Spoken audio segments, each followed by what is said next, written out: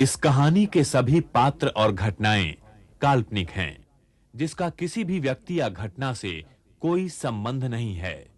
यदि किसी घटना के साथ इसकी समानता होती है, तो इसे मात्र एक संयोग कहा जाएगा।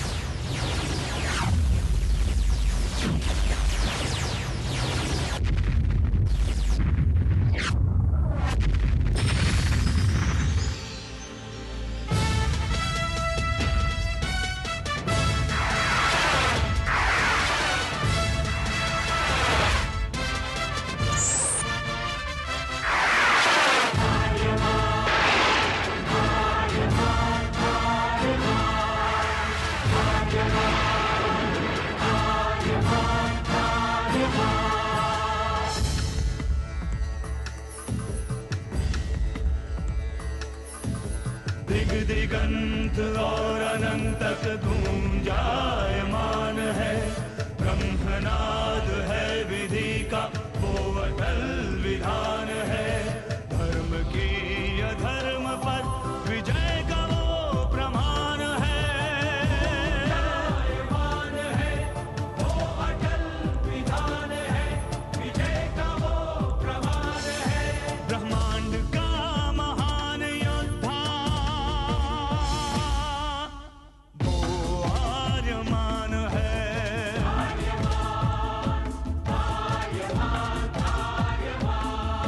ब्रह्मांड का महान योद्धा वो आर्यमान है। वो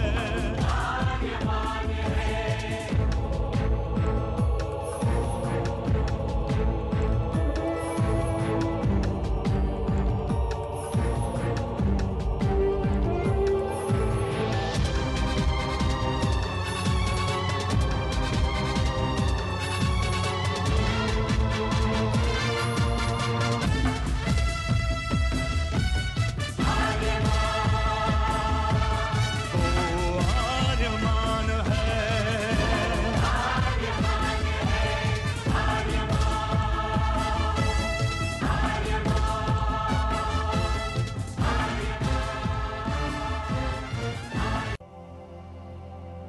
अनंत असीम ब्रह्मांड, अद्भुत, विशाल, विराट, जहां असंख्य आकाश गंगाएं प्रतिक्षण बनती रहती हैं, मिटती रहती हैं। हर आकाश गंगा में होते हैं अनगिनत तारे, अनेकों सूरज, और सूरज के साथ होता है अपना सौर मंडल, जिसमें रहते हैं अनेकों ग्रह।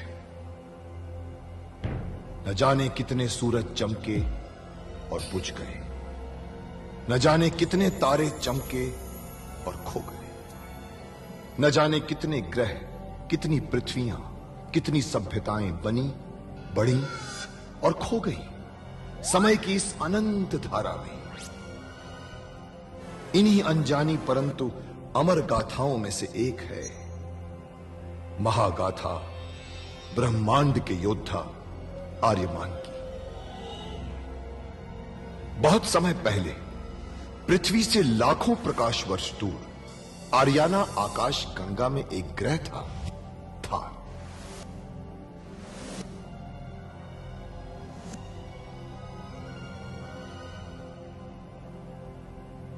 थार एक रेगिस्तान था, पानी की बूंद नहीं थी, फिर भी पूरे ब्रह्मांड के लिए मूल्यवान था थार, क्योंकि थार में थी ऐसी खाने जहां से दुर्लभ जीवनदायी पदार्थ निकलता था, जिसे थारस कहते थे।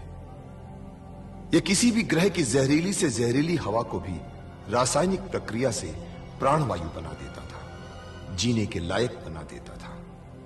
कहावत थी, थारस जिसके वश में, पूरी आकाश गंगा उसके वश में। आर्याना आकाश गंगा की संरक्षक संस्था ओमियान के नियमों के अनुसार थारस को कोई भी व्यक्ति अपने वश में नहीं कर सकता था। यहां तक कि थार ग्रह का राजा जारांत भी नहीं। राजा होते हुए भी जारांत अपना राज्य गणतंत्र प्रणाली से चलाता था। खानों से निकलने वाले थारस का 25% भाग ही थार ग्रह के हिस्से में आता था। बाकी का हिस्सा ओसेक अंतरिक्ष संगठन में चला जाता था। ओसेक आरियाना आकाश गंगा के व्यापारियों का संगठन था और जिसका संचालन अंतरिक्ष में बनाए गए एक कृत्रिम ग्रह ओसेक से होता था। मगर ओसेक संगठन में कई व्यापारी ऐसे भी थे जो अति महत्वाकांक्षी थे, जो पूरे ब्रह्मांड में अपना आधिपत्य स्थापित करना चाहते थे। परंतु जब तक ओमियान था तब तक कोई कुछ नहीं कर सकता था। ओमियान अंतरिक्ष के लोगों की संरक्षक संस्था थी जो अंतरिक्ष के निवासियों के हितों का पूरा ध्यान रखती थी और अपनी शांति सेना के द्वारा संपूर्ण ब्रह्मांड में शांति और व्यवस्था बनाए रखती थी। इसी ओमियान संस्था का अध्यक्ष था महान होशिंग। होशिंग जिस ग्रह पर रहता था उस ग्रह का नाम था कुरुक्षेत्र, जहां आज छिड़ी हुई है एक महाजंग। ये हो मेरे योद्धा।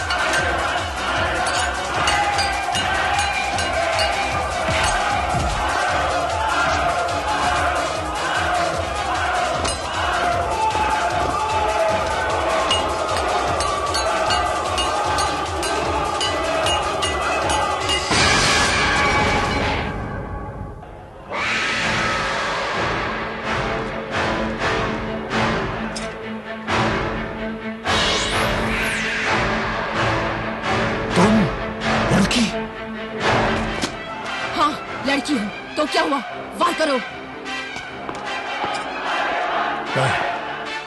मैं स्त्री पर वार नहीं करता। मगर मैंने ऐसी कोई कसम नहीं खाई। मर्दों से मुझे नफरत है। शाबाश! तुम मुझ पर वार क्यों नहीं करते? मैंने कहा ना मुझे औरतों पर वार करना पसंद नहीं। तो फिर मैं तुम्हें मार डालूंगी। तुम मुझे नहीं मार सकती। आखिर तुम चाहते क्या हो? मैं यहाँ से भागना चाहता हूँ। क्यों? मैं बिना वजह खून खराबा पसंद नहीं करता। मेरा लक्ष्य कुछ और है। लक्ष्य तो मेरा भी कुछ और है, लेकिन तुम चाहो तो मेरे साथ भाग सकते हो। कैसे? मेरा यंत्र मानव यहाँ पर है, वो कोई रास्ता निकाल सकता है।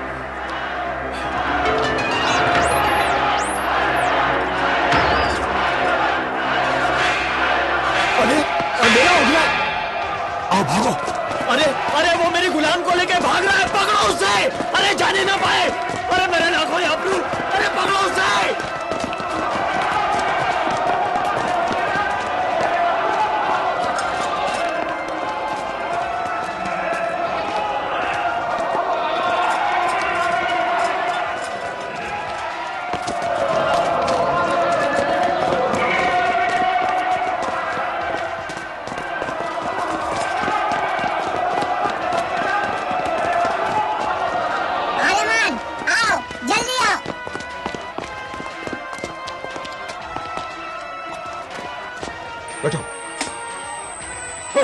याम्बू वो मेरी लाखों की गुलाम को लेकर भाग रहा है, पकड़ उसको।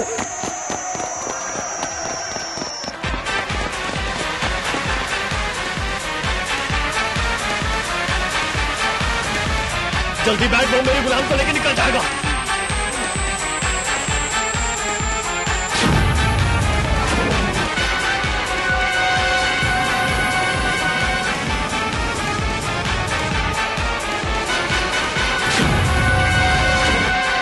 मुझे किसी भी कीमत पे मेरे गुलाम चाहिए।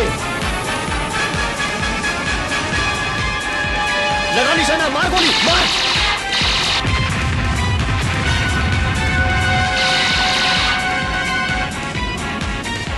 वो बच के जाना नहीं चाहिए, मुझे मेरा गुलाम चाहिए। मेरे गुलाम को मत मार देना, सही निशाना लगा। क्या कर रहा है तू? सही निशाना लगा, मुझे मेरे गुलाम चाहिए।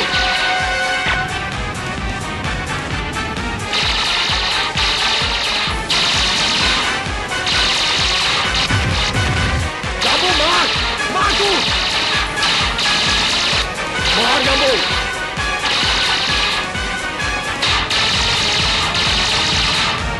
तो पीछे वालों पर हमला करो।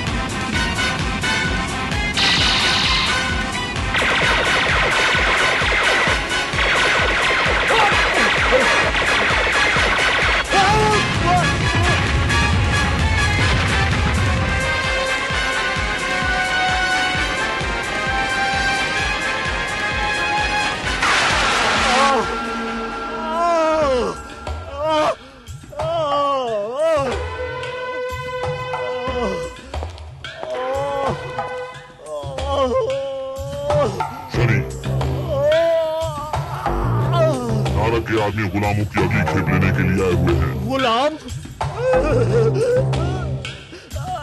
अरे भाई, अरे मैं उन्हें किस मुंह से कहूं? अरे गुलाम तो गुलाम, मैं अपनी सारी जमा पूंजी से हाथ धो बैठा। अरे भाई, जान बच गई। यही गनीमत है। उन्हें वापस भेज दो। नारद नाराज हो जाएगा शनि, और नारद को नाराज करना तुम्हारी सेहत के लिए बिल्कुल ठीक नहीं है। तुम ठीक कर दो मेरे भाई। मेरी सेहत का ये हाल आर्यमान कर ही चुका है, बाकी नहीं सही कसर नारद पूरी कर देगा। उसको बुलाओ, उसके आदमी को बुलाओ। अरे मुंह क्या देख रहे हो? बुलाओ, जाओ।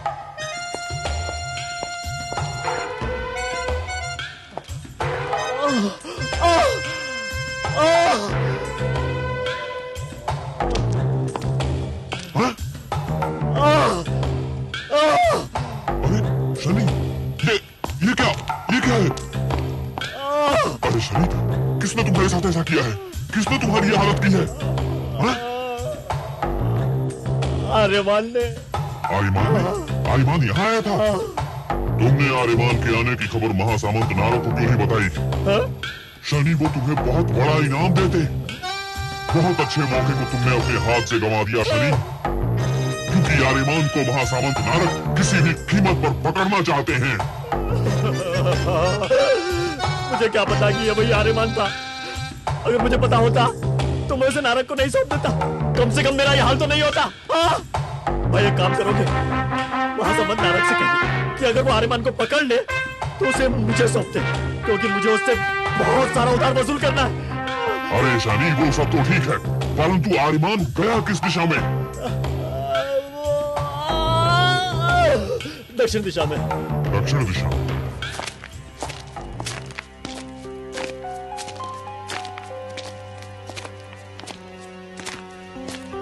हम लोग काफी दूर निकल आए हैं। अब हमें किसी का डर नहीं और कोई खतरा नहीं। तुम कैसे कह सकती हो कि हमें यहाँ खतरा नहीं? वो इसलिए कि जब शनि और उसके आदमियों ने मुझे पकड़कर गुलाम बनाया था, तब हम इधर से गुजरे थे। तब शनि अपने आदमियों को बता रहा था कि ये इस ग्रह का सबसे सुनसान इलाका है और यहाँ कोई आता जाता नहीं। अच्छा, लेकिन अभी तक तुमने ये नहीं बताया कि तुम हो कौन और कहां से आई हो। कहीं ये दुश्मन का आदमी तो नहीं जो मुझे शनि से छुड़ाकर उसके पास ले जाना चाहता है? कहां खो गई तुम? क्या सोच रही हो? मैं कोई भी हूँ, तुमसे मतलब? पहले तुम अपना परिचय दो कि तुम कौन हो और मुझसे इतनी हमदर्दी क्यों है? ये तुम क्या कर रही हो? मैं तुम्हारा दुश्मन नहीं हूँ। मैं कैसे मानूं कि तुम दुश्मन नहीं हो? क्या बात कर रही हो तुम? मैं ठीक कह रही हूँ। तुम अपनी चिकनी चुपड़ी बातों से फुसलाकर मुझे फंसाना चाहते हो, लेकिन मैं तुम्हें ऐसा नहीं करने दूंगी। उससे पहले ही मैं तुम्हें खत्म कर दूंगी। ये तुम क्या कर रही हो? तुम जैसों को सबक सिखाने के लिए जो ठीक है। जो तुम सोच रही हो वो मैं नहीं हूँ। और जो तुम हो मैं अच्छी तरह समझ चुकी हूँ। नहीं जोबो, रुक जाओ, रुक जाओ। ये तुम क्या कर रही हो?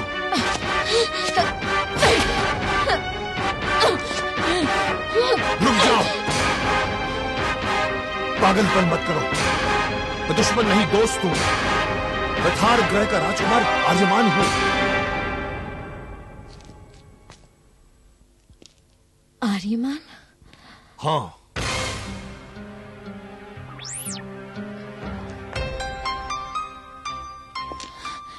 तुम्हारी माँ का नाम? रासा।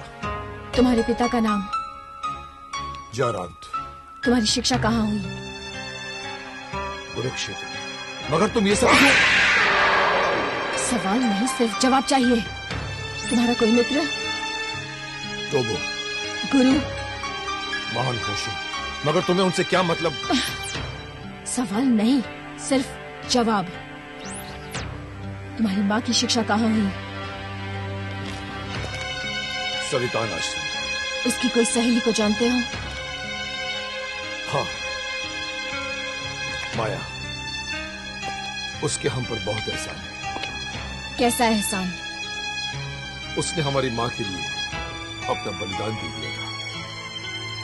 ये उस समय की बात है जब ओसेक संघ के अध्यक्ष महासामंत नारक ने जाबोकरे के राजा शोण की पुत्री रासा यानी मेरी माँ से जबरदस्ती विवाह करने के लिए जाबोकरे पर हमला कर दिया।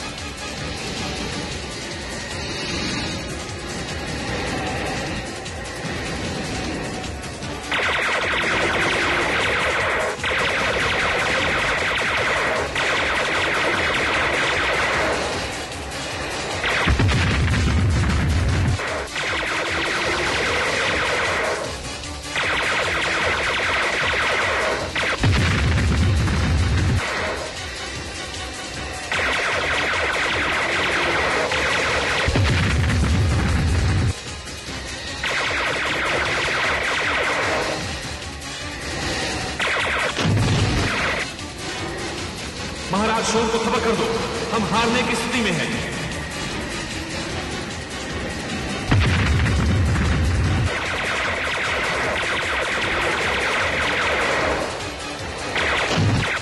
नारक ने सुरक्षा घेरा तोड़ दिया महाराज, और हम हारने की स्थिति में हैं।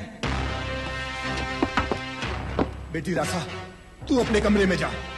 मैं अपनी जान दे दूंगा, परंतु नारक को तुझे स्पर्श भी नहीं करने दूंगा। तू जा बेटी, जा। नहीं पिताजी, आपका जीवन जाबू के लिए मूल्यवान है। आप नारक की बात मान लीजिए।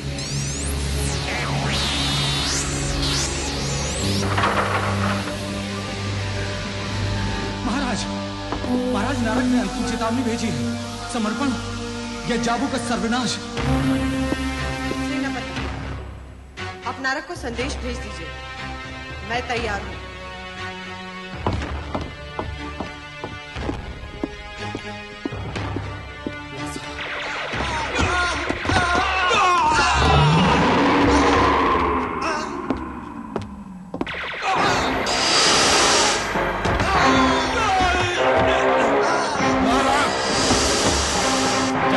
शोण को महासामंत नारक का अभिवादन।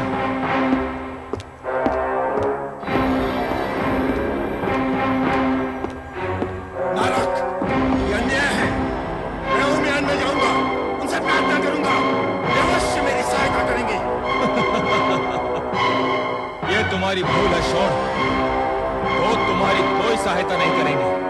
होमियान ब्रह्मांड का संरक्षक है। ब्रह्मांड में शांत व्यवस्था का उत्तरदायित्व होमियान पर है। तूने ब्रह्मांड का संविधान भंग किया है, तुझे दंड अवश्य मिलेगा। दंड, और वो भी नारक को। पहले ये बता शोण, तेरी पुत्री रासा कहाँ है? रासा तुझे नहीं मिलेगी। इधर दरबार में नारक राजा शोण से जबरदस्ती मेरी मां रासा का हाथ मांग रहा था, तो उधर रासा के कक्ष में माया हालात से निपटने के लिए रासा को एक मार्ग बता रही थी। मार्ग है रासा। हम सवितान आश्रम की बहनें हैं। हमारे पास दिव्य शक्तियां हैं। हम उनका प्रयोग तो कर ही सकते हैं। वो कैसे?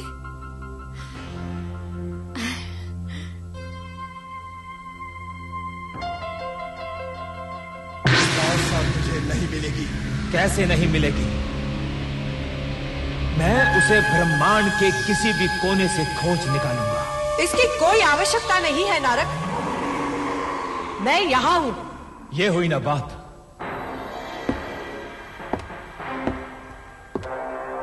वो नहीं नारक, मैं यहाँ हूँ।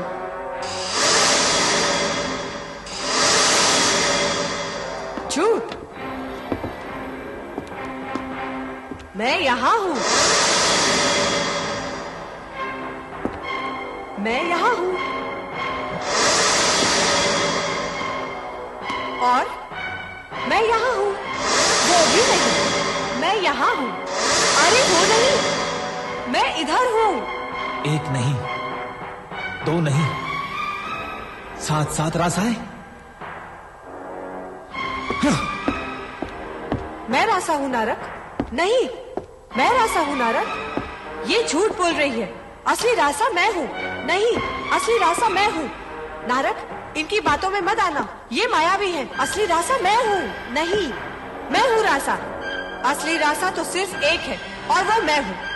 अगर असली रासा स्वयं अपने आप को मेरे हवाले नहीं करती, तो मैं सबका वध कर दूंगा, और सबसे पहले शोण का।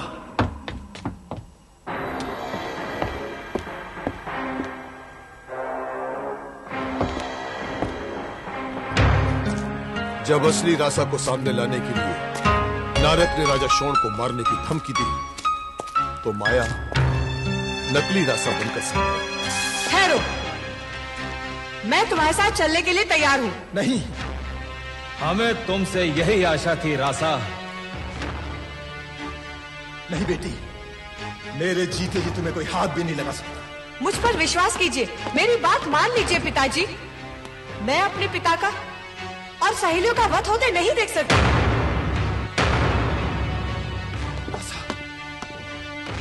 चलो नारक।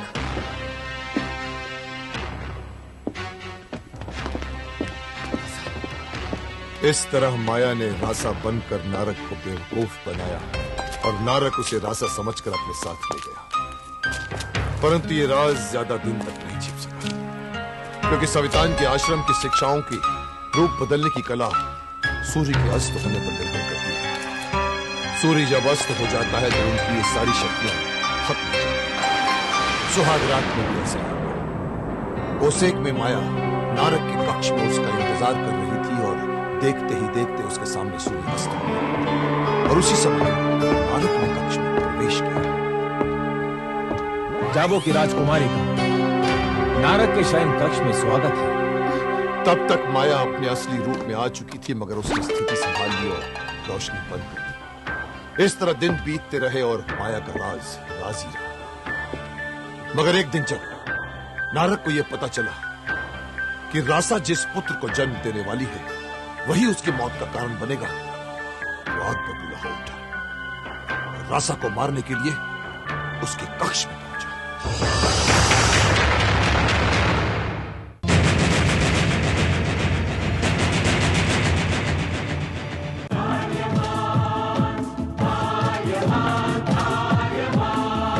ब्रह्मांड का महान योद्धा वो आर्यमान है।